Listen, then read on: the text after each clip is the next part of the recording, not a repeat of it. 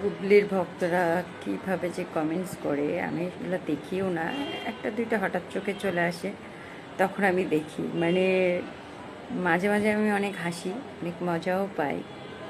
অনেক বেশি চুলকাই তো, বেশি চুলকানি থাকলে ওই রাতের বেলায় শাকিব খানের বেডরুমের সামনে যেয়ে বসে থাকতে হবে, অথবা অপু বিশ্বাসের বেডরুমের সামনে যেয়ে বসে থাকতে হবে।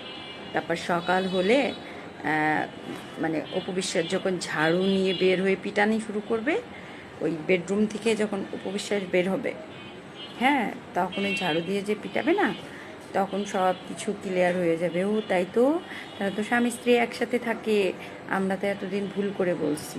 তোদের কি দেখাবে তারা একসাথে থাকে না একসাথে খায়? শিল্পীরা কখনো দেখায় তাদের জীবনযাপন? কখনো দর্শকদের সামনে নিয়ে আসে কখনো? দেখছেন কোথায় আপনারা যে আর্টিস্টরা কিভাবে খায়, কিভাবে ঘুমায়? আরে একটা সময় ওই এফডিসির সামনে দর্শকরা দাঁড়িয়ে থাকতো এই আর্টিস্টদের একটা অটোগ্রাফ নেওয়ার জন্য, একটা ছবি তোলার জন্য, এক পলক দেখার জন্য। হ্যাঁ, আর এখন তো চাইলেই দেখতে পারেন। এই জন্য ঘরের খবরও নিতে চান যে সাকিব কার সাথে ঘুমায়। তার বউর সাথে ঘুমাবে না? তার ওয়াইফ সে, স্বামী স্ত্রী একসাথে থাকবে, একসাথে খাবে, এটাই তো স্বাভাবিক। দিন শেষে তো অপু বিশ্বাস ওই খানবাড়ির বউ, এবং সেটা স্বীকৃতি পাওয়া। শাকিব খান একটা সাক্ষাৎকারে বলে নাই তাকে উঠাই নিয়ে যাওয়ার কি আছে, সে তো ওই বাসায় ছিল। তো ওই বাসায় ছিল, তারপর উঠাই নিয়ে যাবে কেন? ফালতু সব।